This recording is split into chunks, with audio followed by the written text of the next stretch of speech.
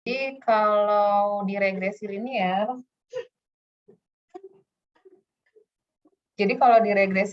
kan kita menginterpretasikannya adalah setiap X-nya naik 1 unit, maka Y-nya akan naik sebesar beta.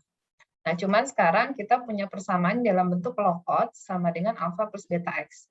Cara interpretasinya sama, jadi setiap X naik 1 unit, maka sekarang bukan Y, tapi kan Y-nya kita ganti log odds. Berarti log odds-nya naik sebesar beta. Ya, paham ya? Jadi sebenarnya masih mirip ya, cuma sekarang kan Y-nya bukan dalam bentuk Y lagi, tapi dalam bentuk log odds ya. Jadi setiap X-nya naik 1 unit, maka log odds-nya akan bertambah sebesar beta. Ya.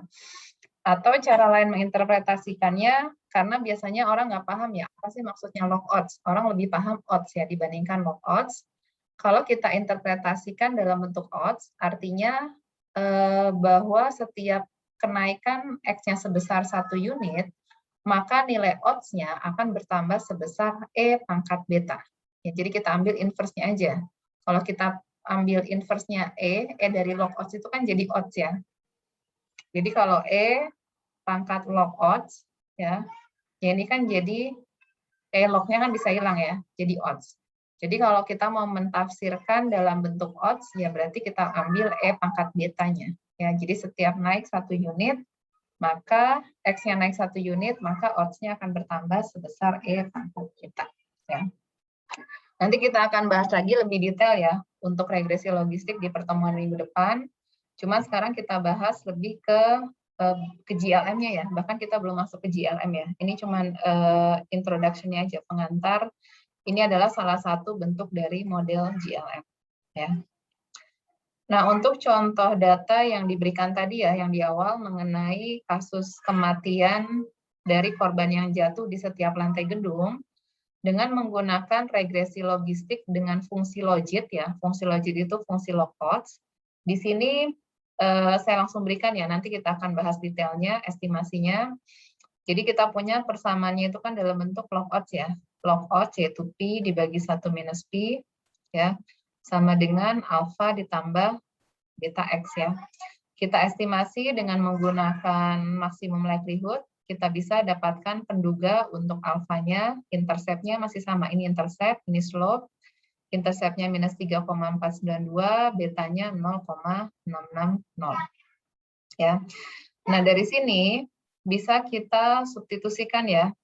Jadi ini persamaan dalam bentuk PX-nya ya. Jadi dalam bentuk PX, tadi masih ingat PX-nya ini kita tuliskan sebagai E pangkat alpha plus beta X dibagi 1 plus E pangkat alpha plus beta X ya. Jadi tinggal kita substitusi aja ya. Alfanya kita substitusi, kemudian betanya kita substitusi. Ya. Kemudian karena dia adalah persamaan terhadap X, jadi misalkan saya mau mengestimasi dengan menggunakan persamaan regresi logistik, kita ingin mengestimasi berapa proporsi korban yang meninggal kalau jatuhnya dari lantai 1. Jadi dari persamaan ini tinggal kita substitusi aja. Kalau X-nya sama dengan 1, kita masukkan ke persamaan ini, ya. Kita dapatkan nilai penduga atau prediksi nilai proporsi ya, kematian meninggal pada lantai 1, kita estimasi nilainya sebesar 5,6%. Ya, jadi persamaannya di sini ya. Ini X-nya kita substitusi nilainya 1, kita peroleh 0,0556 atau sebesar 5,6%. Jadi cara menafsirkannya apa? Berdasarkan model regresi logistik, kita mengestimasi sebanyak 5,6% korban yang jatuh dari lantai 1 itu adalah korban yang meninggal. Ya. Atau kalau kita menggunakan persamaan ini ya, dalam bentuk log odds dengan fungsi logit, ini kita bisa tafsirkan apa? Bahwa karena betanya sebesar 0,660, berarti artinya apa? Setiap kenaikan lantai sebesar 1 unit, atau setiap tingkat lantai ya, tingkat lantainya bertambah 1 lantai, maka log odds meninggalnya, kejadian meninggal itu akan naik sebesar 0,660 ya. Atau biasanya orang kurang paham ya dalam bentuk log odds ya, kita interpretasikan dalam bentuk odds. Kalau dalam bentuk odds artinya apa? Nilai betanya harus kita ambil E pangkatnya, E pangkat beta. Ya, pangkat beta, kita hitung 1,93, jadi ini tafsirnya apa? Bahwa kalau korban jatuh pada satu lantai lebih tinggi, jadi setiap lantai gedung kita naikkan satu lantai, maka odds kematiannya akan bertambah sebesar 1,93. Ya. Jadi harus paham ya, cara menginterpretasikannya bisa dalam bentuk odds, bisa juga dalam bentuk log odds. Ya.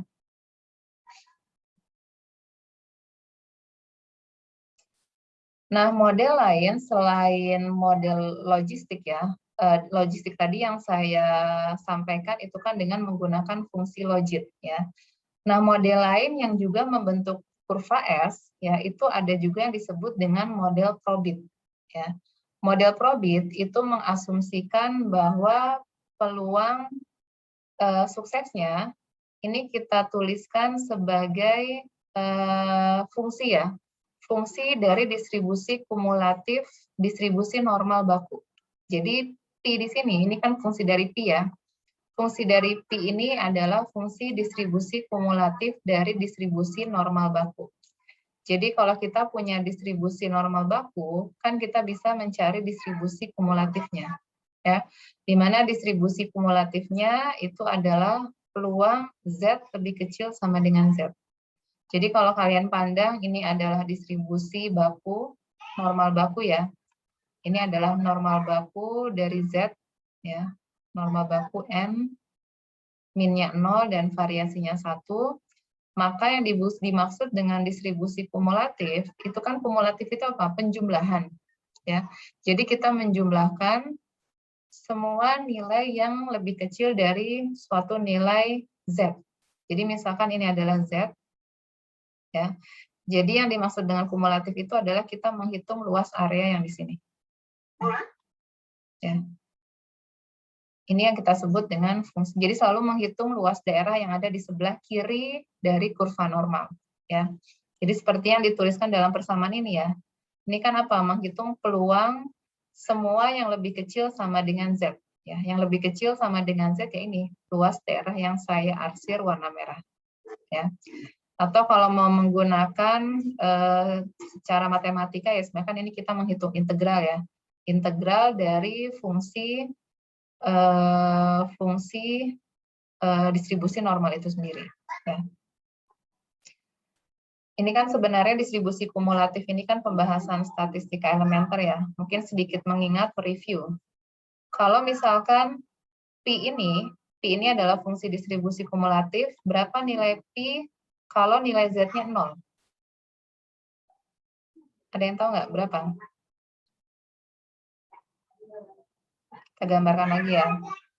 Ini adalah distribusi normal baku. Sekarang kita lihat, kalau Z-nya 0, 0 itu posisinya ada di mana? Di sepanjang garis bilangan real di sini. Garis lurus horizontal. 0 itu posisinya ada di mana? Di tengah ya, Bu? Nah ya, ini 0. Membagi 2 sama besar ya. Nah berarti yang kita hitung itu luas daerah yang mana? Luas daerah yang kiri ini. Ya. Berarti berapa Pi 0? Berapa luas daerah ini?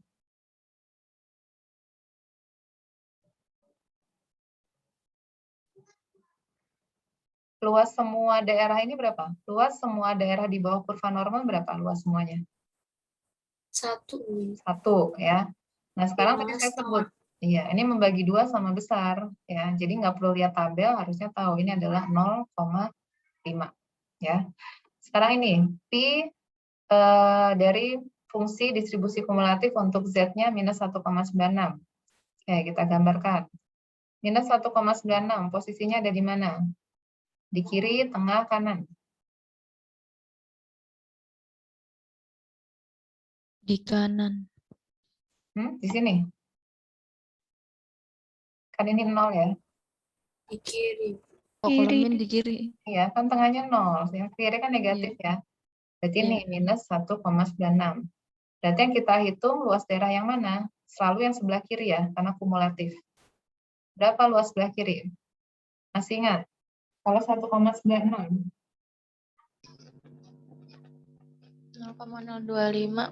Ya, 2,5% ya.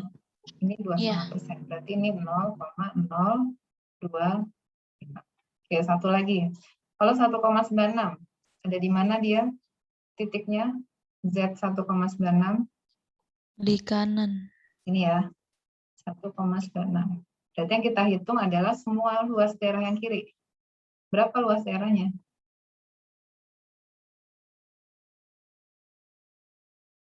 Luas daerah yang kecil. Sama ya? Nggak mungkin sama, ini kan lebih kecil. Ini lebih besar. Nggak mungkin sama ya. Sekarang lihat, yang luas, yang kecil ini yang sebelah kanan berapa luasnya?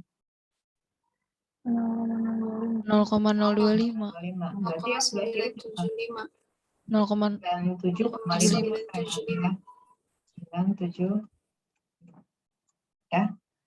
Jadi ini sebenarnya kalau dulu kalian biasanya kan ada peluangnya, kemudian cari, kalau di hipotesis ya, di uji hipotesis, biasanya kan kalian diberikan peluangnya, kemudian cari titik kritis. Ini cuma membalik aja ya.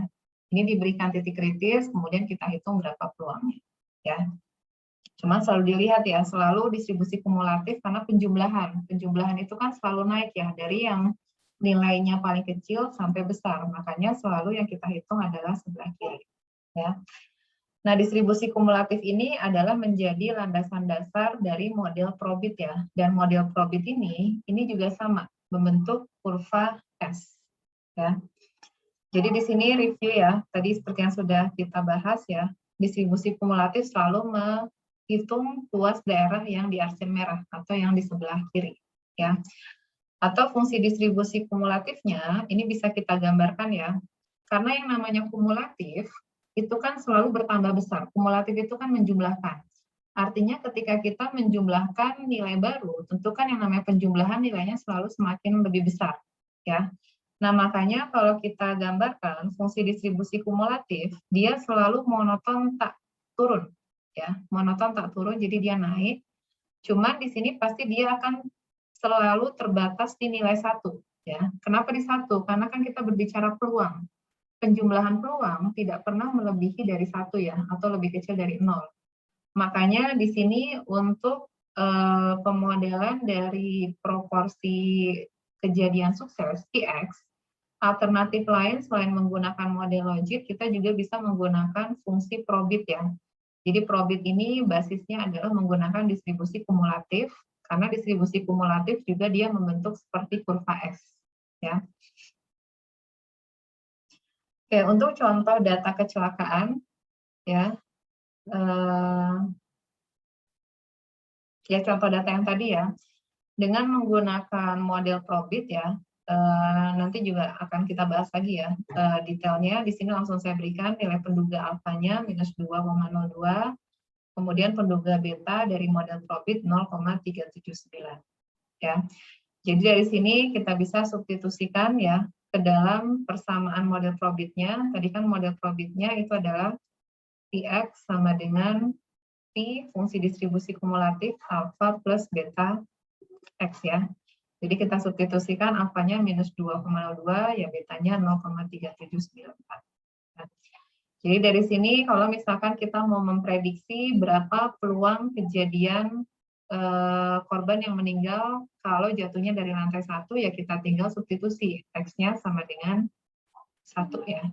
Jadi di sini kita substitusi X-nya 1, kita peroleh nilai yang ada di dalam fungsi distribusi ya, di dalam fungsi Pi-nya sebesar minus 1,6447 ya.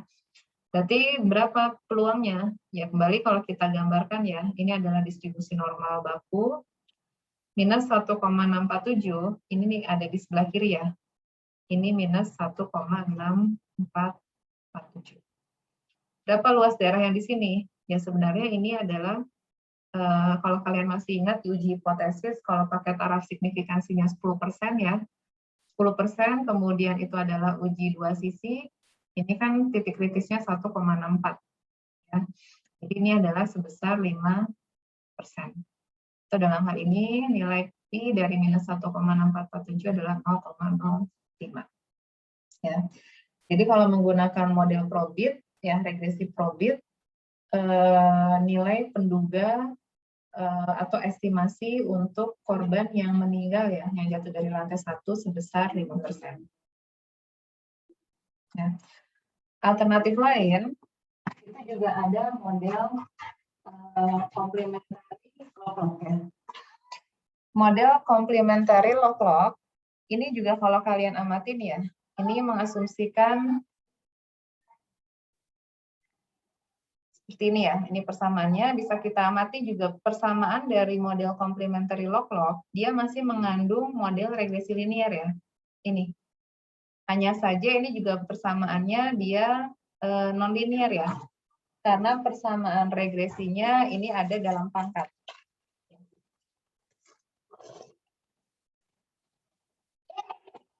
Kenapa disebut complementary lock-lock? Pertama, komplementarinya dari sini.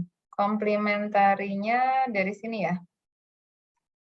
Jadi ini mirip seperti tadi ya, seperti di dalam logit. Jadi nilai Px-nya kita transformasi dulu ke dalam bentuk komplementari lock-lock. Komplementarinya dari sini, karena kita ambil komplement, 1 minus peluang suksesnya, lock-locknya karena kita ambil logaritma 2 kali. Ya. Jadi kita ambil komplementnya, peluang gagalnya, kemudian kita ambil logaritmanya 2 kali, makanya disebut model complementary lock-lock. Ya.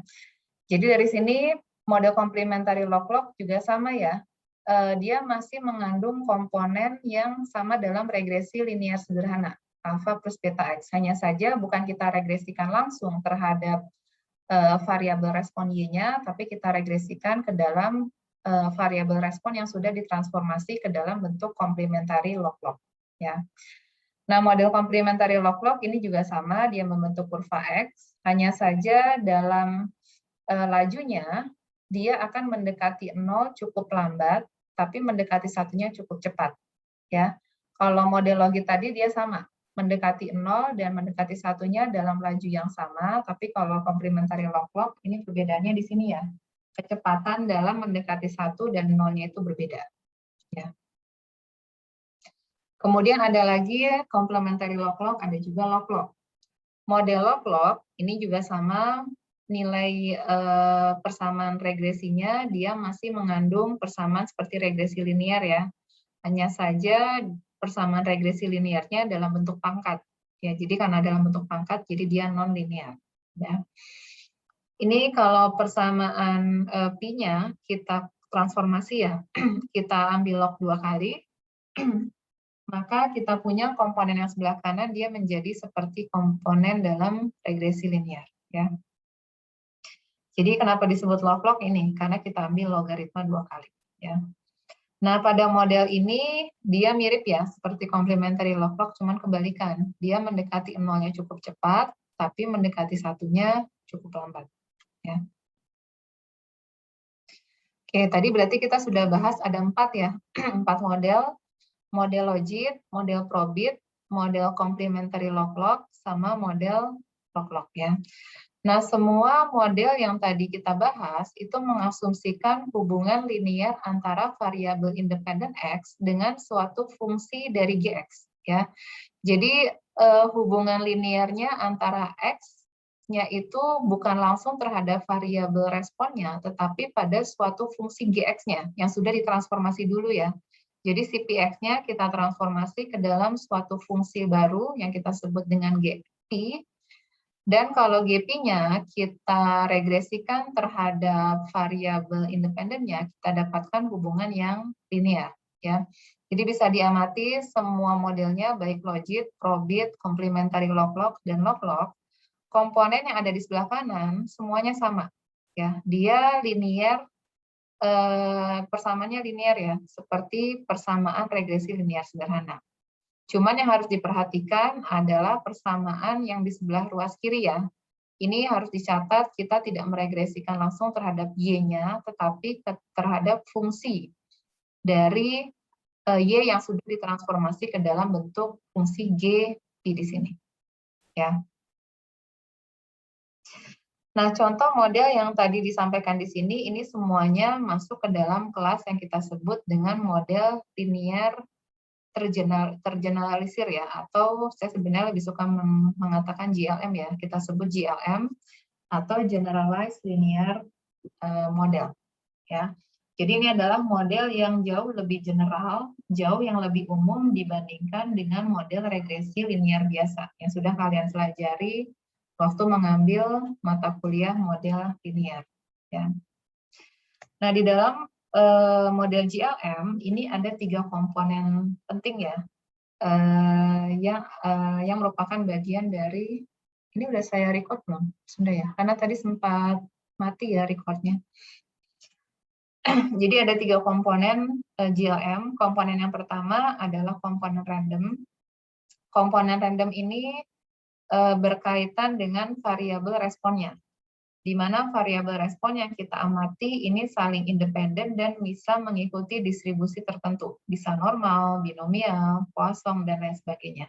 Jadi waktu kalian belajar model linear, itu spesifik hanya berbicara di mana responnya itu biasanya kita sebut berdistribusi normal. Sekarang kita perluas bahwa variabel responnya itu bisa apapun ya, bisa binomial, bisa Poisson, bisa eksponensial, dan lain sebagainya. Itulah masuk ke dalam model yang kita sebut GLM. Ya. Kemudian komponen berikutnya dari GLM itu adalah komponen sistematik. Komponen sistematik ini adalah komponen yang ada di ruas kanan dari persamaan regresinya. Jadi komponen sistematik ini menyatakan variabel independen yang memiliki struktur linear. Ya. Jadi ini kalau kita punya ada beberapa variabel independen, X1, X2 sampai dengan XK, maka kan ini biasanya kita sebut regresi berganda ya, karena ada banyak variabel independen. Dan struktur dari persamaan yang ada di ruas kanan, variabel independennya dia membentuk alfa plus beta 1x1 ditambah beta 2x2 sampai dengan beta k plus kali xk. Ya. Jadi ini kenapa kita sebut linear, karena parameternya ini jadi sebenarnya linearnya ini mengacu pada pernyataan bahwa linearnya itu dalam parameter ya. Jadi linear dalam parameter. Jadi linear dalam parameter ini menyatakan apa? Bahwa parameternya bukan dalam bentuk pangkat ya. Jadi ini masih nggak masalah dalam bentuk linear dalam parameter. Kecuali kita punya misalkan tadi ya, E pangkat beta 1x ditambah misalkan logaritma beta 2 pangkat 2 dikali x2, ini jelas tidak linear ya. Karena betanya itu dalam bentuk pangkat atau dalam bentuk logaritma atau dalam bentuk fungsi lainnya. Jadi linear dalam parameter itu artinya parameternya itu pangkat 1. Ya. Jadi sistematiknya, komponen sistematiknya ini mengacu pada variabel dependen yang memiliki struktur linear. Dan ini sama ya, waktu kalian pelajarin dalam model regresi linear biasa ataupun yang berganda juga kan sama, strukturnya seperti ini. Ya. Kemudian komponen penting berikutnya dari GLM itu adalah fungsi link ya. Jadi fungsi link ini adalah fungsi yang menghubungkan ekspektasi dari variabel respon dengan komponen sistematiknya. Ya. Jadi tadi seperti saya sampaikan bahwa komponen sistematik atau komponen yang ada di sebelah kanan, ruas kanan atau komponen dari variabel independennya, itu tidak kita langsung regresikan terhadap variabel Y, tetapi kita regresikan terhadap variabel Y yang sudah ditransformasi. Ya. Nah, variabel Y yang sudah kita transformasi, inilah yang kita sebut dengan fungsi linknya. Ya nanti deh. Ya, jadi tidak langsung diregresikan terhadap Y, tapi terhadap fungsi linknya.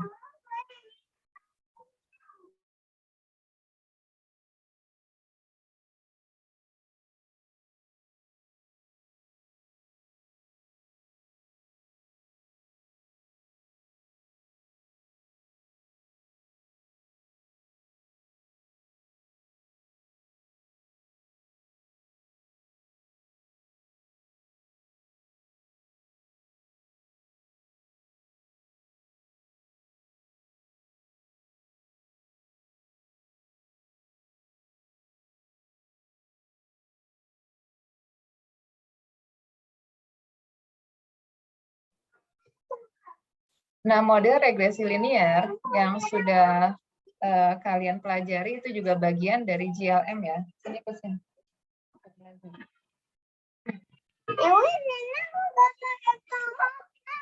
Oke dulu nanti nggak kedengeran.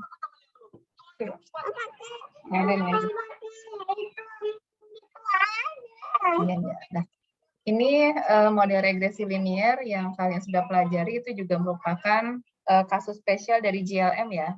Jadi kalau kalian perhatikan model regresi linier, ini adalah regresi berganda, ini langsung kita regresikan terhadap variabel responnya. Ya, di mana kita asumsikan residualnya normal dengan minnya 0, variansinya sigma kuadrat. Ya. Nah, di sini kita bisa cek ya, ada 3 komponen penting dari model regresi linier yang merupakan bagian dari GLM. Pertama, komponen randomnya, kita punya variabel Y jelas dia berdistribusi normal. Kemudian komponen sistematiknya sesuai tadi ya, yang kita definisikan komponen sistematiknya adalah fungsi dari variabel independen yang linear dalam parameter alfa ditambah beta 1x1 sampai dengan beta k xk. Nah, sekarang apa fungsi linknya? Fungsi yang menghubungkan antara komponen sistematik dengan variabel responnya. Nah, kebetulan karena di sini tidak kita transformasi ya, jadi kan tidak ada tahapan transformasi, tapi langsung kita gunakan si variabel responnya, ya itu kita langsung regresikan terhadap komponen sistematiknya, ya. Jadi makanya fungsi link dari regresi linier itu kita sebut fungsi identitas, ya karena kita langsung regresikan si komponen sistematiknya terhadap si variabel respon sendiri atau min nilai harapan dari variabel respon. Ya. Ini adalah perbandingan ya. Saya berikan gambar pemodelan dari 5 model ya, regresi linier biasa, kemudian binomial, kemudian logit, probit, kemudian sama komplementari log-log ya.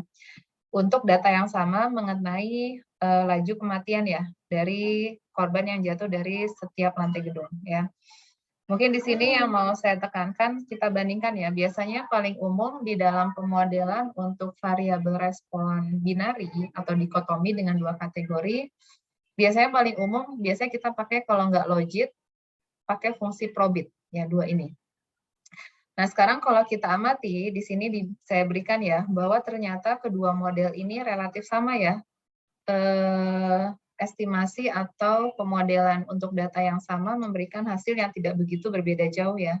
Karena kedua garisnya yang diberikan dari baik model logit ataupun probit dia hampir berhimpitan ya. Jadi sebenarnya pemilihan mau pakai fungsi logit atau probit itu sebenarnya nggak masalah ya, waktu kalian memodelkan model untuk data binari. Cuman biasanya yang lebih umum lazim digunakan itu adalah model logit, karena model logit ini memiliki interpretasi yang jauh lebih baik atau biasanya jauh lebih mudah dipahami ya. Karena kalau pakai fungsi logit, itu interpretasinya nanti dalam bentuk nilai odds atau odds ratio. Jadi orang biasanya lebih paham odds ratio, tapi kalau pakai probit kan masih ingat, dia basisnya itu dari distribusi kumulatif ya. Kalau dari distribusi kumulatif, itu mungkin agak sulit untuk menginterpretasikan nilai estimasi dari slope-nya. Ya. Jadi walaupun kedua logit probit sama, biasanya yang lebih prefer kita pakai itu logit ya. Karena itu interpretasinya dalam bentuk odds ratio. Ya. Ini contoh ya bagaimana ilustrasi ya menggunakan GLM dengan bantuan software R ya. Jadi pertama tentu datanya kita masukkan dulu ya, kita input dulu. Di sini variabel X-nya adalah floor, tingkat lantai dari 1 sampai 7. Kemudian vektor fatal ini isinya adalah banyaknya kematian ya. Kematian di setiap lantai, jadi lantai 1 ada 2 yang meninggal, sampai dengan lantai 7 ada 1. Kemudian ini live itu yang hidup ya. Jadi yang hidup ada 35 di lantai 1 sampai dengan lantai 7. Ya. Kemudian dari 3 vektor yang didefinisikan di sini kita kumpulkan dalam satu data frame ya. Disebut DF. Ya nanti ke sana. Sandi.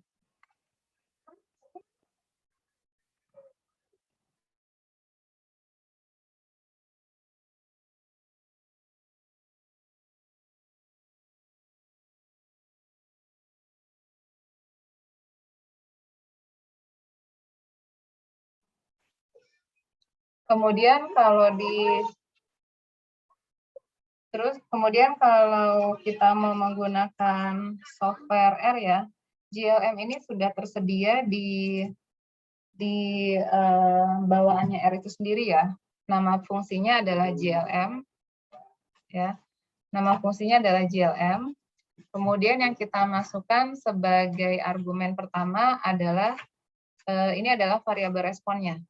Ya, ini karena datanya itu bukan raw data, ini data yang kita definisikan di sini ini bukan raw data ya, tapi ringkasan yang sudah dalam bentuk banyaknya yang kita kelompokkan di setiap gedung ya. Jadi makanya di sini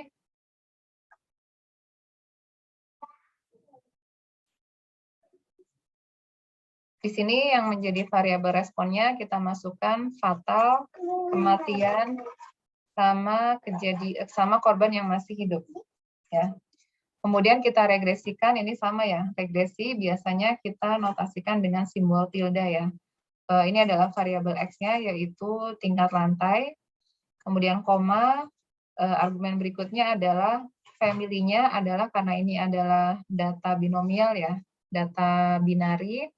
Kemudian link-nya di sini kita bisa spesifikasi. Tadi pilihannya bisa ada complementary log-log, kemudian ada logit, probit, sama log-log ya. Di sini yang saya pakai identity. Jadi ini artinya apa? Persamaan modelnya adalah model PX sama dengan alpha plus beta X ya. Jadi kalau identity kita langsung regresikan terhadap variabel responnya. Ya. Kemudian datanya kita spesifikasi adalah D.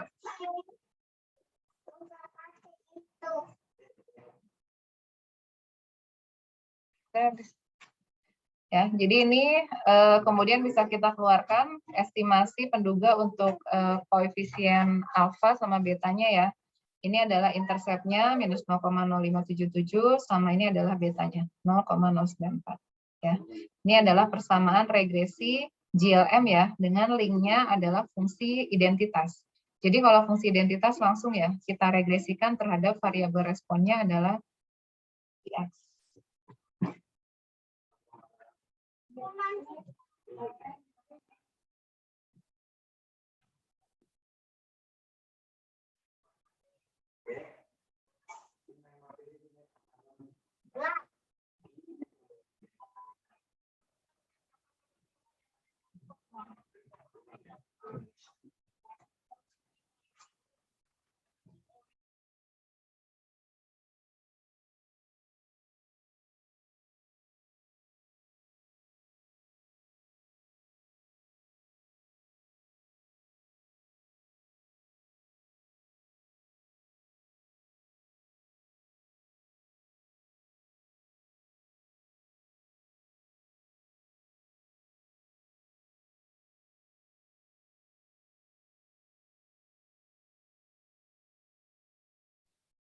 Mohon maaf ya, tadi mati lampu lagi saya di sini. Ya, mohon banyak gangguan ya. Ntar saya lanjutkan. Iya, nggak apa-apa Ibu. Tadi sampai ini ya, ke ilustrasi GLM ya, pakai R ya. Oke, sampai yang tadi fungsi link identity masih ini ya, masih sampai kan? Atau perlu diulang lagi? Halo? Halo, yang link identity tadi sudah masuk belum? Atau tadi sempat? Sudah Bu. Sudah Bu. Ya, berikutnya, kalau kita misalkan pakai link logit ya, dengan menggunakan R, ya tinggal kita ganti saja argumen linknya, kita spesifikasi logit ya. Jadi kalau logit berarti persamaannya yang kita pakai adalah dalam bentuk ini ya, P-nya sama dengan E pangkat alfa plus beta X dibagi 1 ditambah E pangkat alfa plus beta X. Ya, itu samaannya. Kemudian kalau kita keluarkan ya, keluarkan nama objeknya di sini disebut JLM.logit. Kemudian kalau kita kasih dolar koefisien akan mengeluarkan estimasi untuk alfa dan betanya. Ya. Ini nilai alfa betanya, kemudian kita substitusi aja. Ini persamaan logitnya. Ya. Kalau probit, ya sama ya, tinggal kita ganti probit linknya sama dengan probit. Berarti yang kita minta adalah model probit dalam bentuk fungsi distribusi kumulatifnya ya. Ini adalah alfa tambah beta X. Ya. Dengan cara yang sama kita bisa minta hasil estimasi baik untuk intercept dan slope-nya. Ya. Kemudian kalau kita mau pakai fungsi linknya adalah complementary log-log. Di sini yang harus kita spesifikasi nama linknya adalah C log-log. Ya. Jadi kalau C log-log di sini adalah ini ya, persamaannya adalah 1 minus E pangkat minus E pangkat alfa plus beta X. Ya.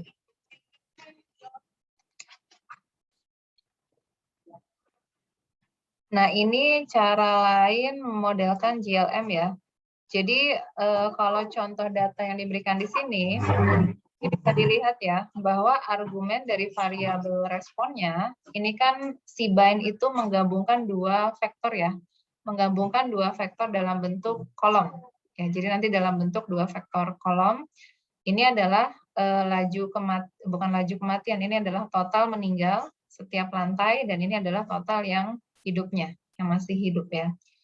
Nah, cara lain kalau memodelkan GLM, kita juga bisa yang dijadikan sebagai responnya langsung nilai persennya. Kalau persennya ya berarti kan harus kita hitung dulu ya.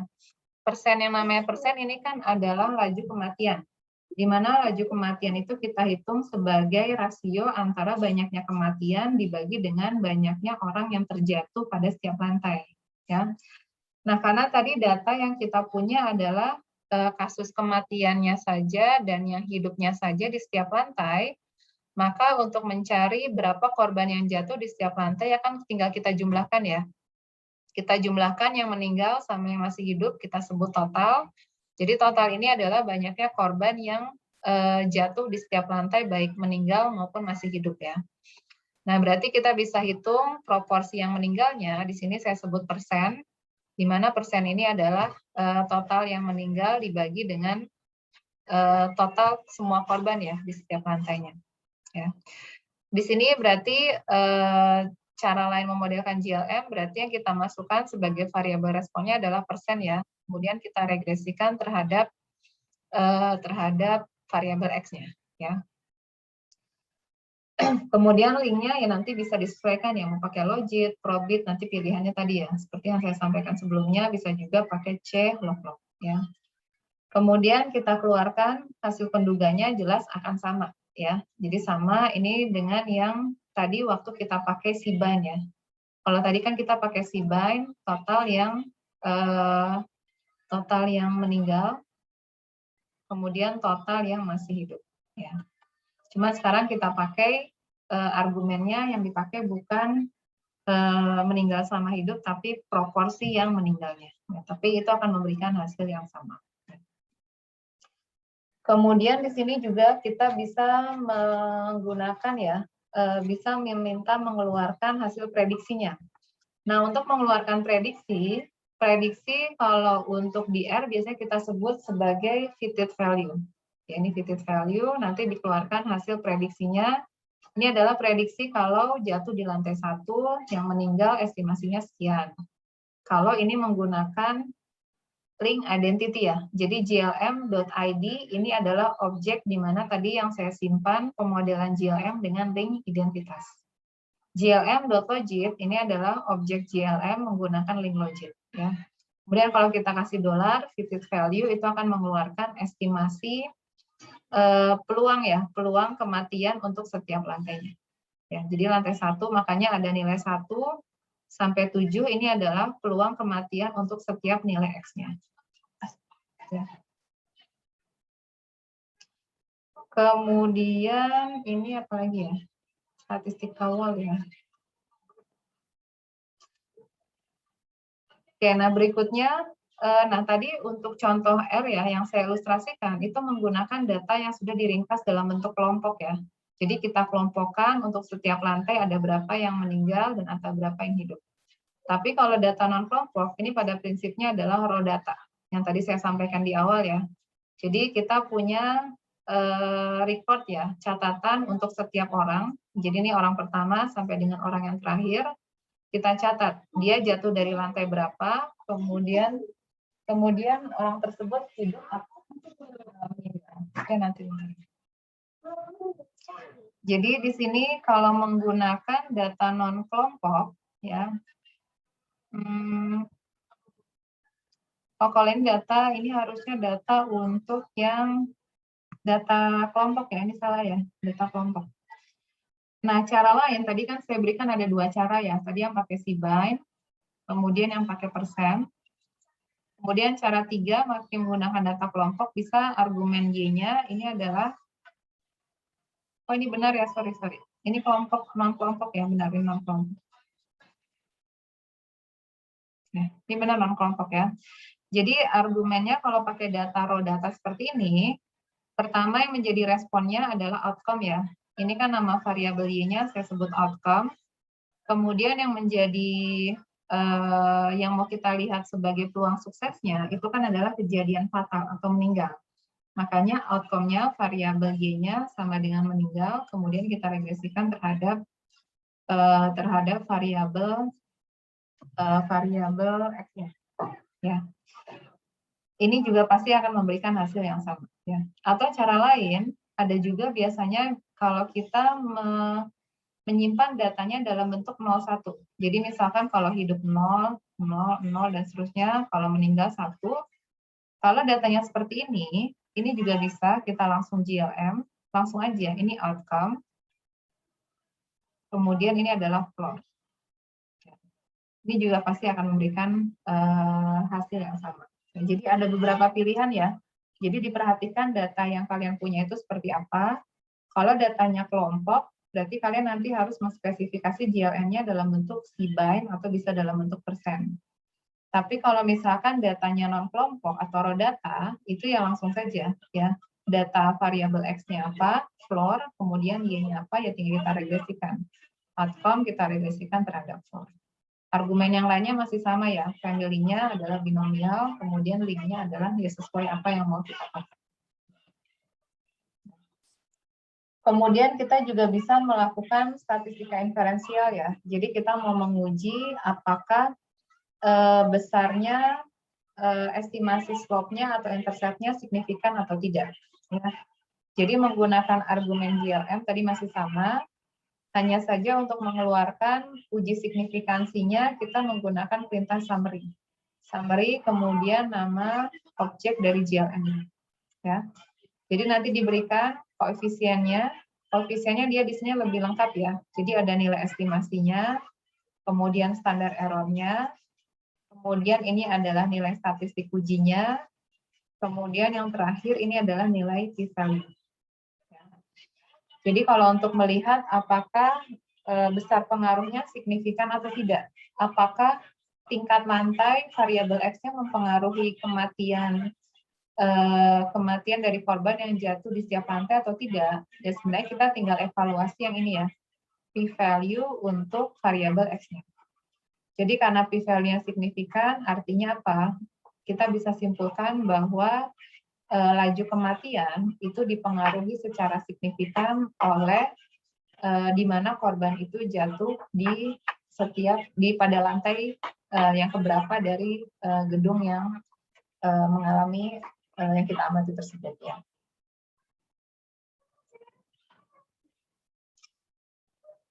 Ini hanya ininya saja ya, cara manualnya. Jadi penjelasan lebih detail ya, bahwa ini Z-nya itu adalah statistik uji ya. Statistik uji ini Z value itu kan sebenarnya hanya menghitung rasio antara nilai penduga estimasi dibagi dengan standar error ya. Jadi kita peroleh 6,057 untuk yang variabel X-nya, statistik uji untuk menguji apakah lantainya memberikan pengaruh signifikan atau tidak. Kemudian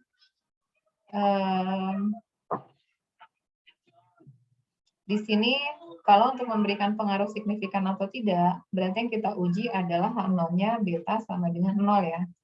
Tapi ada kalanya kalau misalkan kita memiliki gagasan atau di awal, misalkan kita tahu berteori bahwa misalkan pengaruh dari lantai gedung terhadap kematian, misalkan saya tahu berdasarkan penelitian sebelumnya, itu pengaruhnya sebesar 0,05, sebesar 5%. Ya. Atau odds, ini log odds ya, log odds-nya sebesar 0,05. Ini juga bisa kita uji, jadi uji hipotesisnya tidak harus selalu beta sama dengan 0 ya. Bisa juga berbeda dari 0, berarti di sini tinggal kita pakai persamaan ini ya. Jadi nilai estimasi penduganya dikurangi dengan nilai yang ada di bawah hipotesis nihil dibagi dengan standar error. Cuman ini biasanya nggak lazim sih kita pakai, ini jarang. Karena biasanya umumnya kita lebih tertarik menguji apakah signifikan atau tidak. Ya. Nah ini. Ya. Jadi ini tidak terlalu, ini sih jarang biasanya. Karena biasanya informasi mengenai kita tahu besarnya log odds itu kan jarang diketahui ya. Jadi yang paling aman kita menguji apakah signifikan atau tidak, jadi langsung aja dari outputnya, tinggal kita interpretasi karena p-value-nya lebih kecil dari 5%, berarti ada pengaruh. Ya, saya kira itu aja ya materi mengenai GLM. Nanti di pertemuan minggu depan kita akan bahas lagi lebih detail ya mengenai regresi logistik, di mana regresi logistik itu adalah salah satu bagian dari model GLM ya, Generalized Linear Model. Ya. Oke, sampai sini ada yang mau ditanyakan?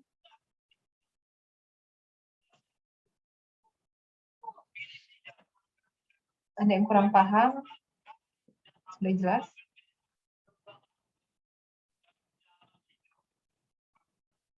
Gimana? Yang mau ditanyakan tidak? Insya Allah jelas. Oke. Kalau tidak ada, ya berarti kita tutup ya pertemuan hari ini. Nanti insya Allah kita ketemu lagi minggu depan di hari yang sama ya. Nanti kita bahas lagi lebih detail lagi ya, spesifik untuk regresi logistik ya, karena kita kan materinya mengenai data kategorik ya. Jadi nanti kita bahas mengenai regresi logistik minggu depan. Ya. Oke, kalau tidak ada pertanyaan, kita tutup ya pertemuan hari ini. Wassalamualaikum warahmatullahi wabarakatuh. Waalaikumsalam warahmatullahi wabarakatuh. Terima kasih, Bu. Terima kasih, Bu. Ya, sama-sama ya.